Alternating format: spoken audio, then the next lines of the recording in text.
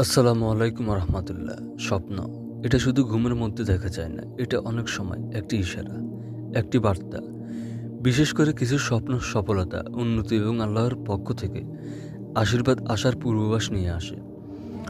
আজকের এই ভিডিওতে আমরা জানব সেই 5টি স্বপ্নের ব্যাখ্যা, যা দেখা মানেই আপনি সফলতার পথে আছেন ইনশাআল্লাহ। ভিডিওটি একবারে শেষ পর্যন্ত দেখুন, এমন কিছু জানবেন যা আপনার জীবন বদলে দিতে পারে।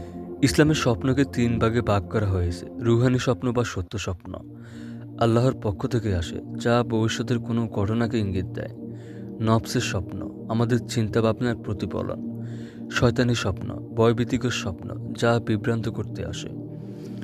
রাসূল সাল্লাল্লাহু আলাইহি সাল্লাম বলেছেন, সত্য স্বপ্ন নবুয়তের 46 ভাগের একটি অংশ।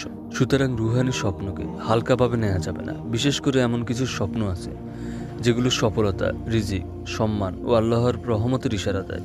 প্রথম যে স্বপ্নটির কথা, নিজেকে সাদা কাপড়ে দেখার স্বপ্ন। সাদা কাপড় মানে পবিত্রতা, সৌভাগ্য, আধ্যাত্মিক উন্নতি। যদি কেউ স্বপ্ন দেখে সে সাদা পোশাকে এবং মন শান্ত, এর মানে সে রুহানির উন্নত পথে আছে, সামনে ভালো কিছু আসছে, আল্লাহ তার প্রতি খুশি আছেন। 2 নম্বর যে স্বপ্নটির কথা বলব, পানি বা নদী পার হওয়ার স্বপ্ন দেখা।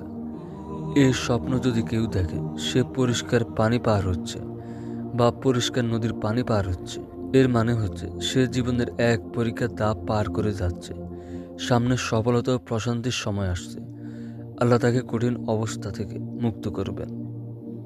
3 নম্বর স্বপ্নটি হলো আকাশে উড়তে দেখা। স্বপ্নে নিজেকে আকাশে উড়তে দেখা মানে উচ্চতায় যাওয়া।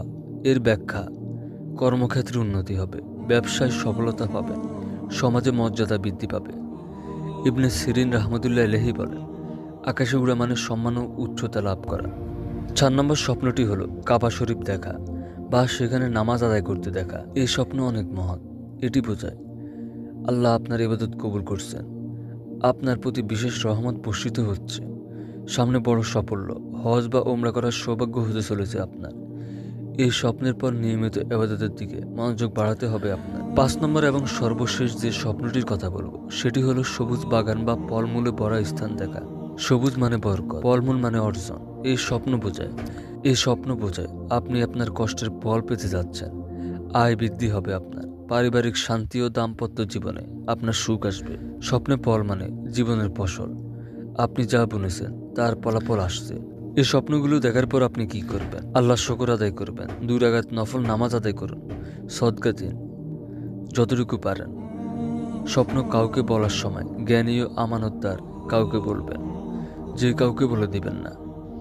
রাসূল সাল্লাল্লাহু আলাইহি সাল্লাম বলেছেন, সৎ স্বপ্ন একজন মুসলমানের জন্য একটি সুসংবাদ।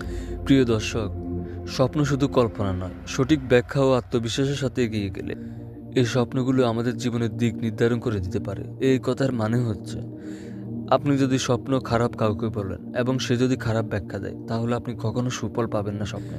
যদি আপনি এরকম স্বপ্ন দেখেন তবে নিজেকে আল্লাহর দিকে সমর্পিত করুন। আর যদি না দেখেন তবুও হতাশ হবেন না। দোয়া, নামাজ এবং জিকিরের মাধ্যমে নিজেকে তৈরি করুন। ইনশাআল্লাহ সফলতার স্বপ্ন আসবে, সফলতাও আসবে। ভালো থাকবেন সবাই। আল্লাহ হাফেজ।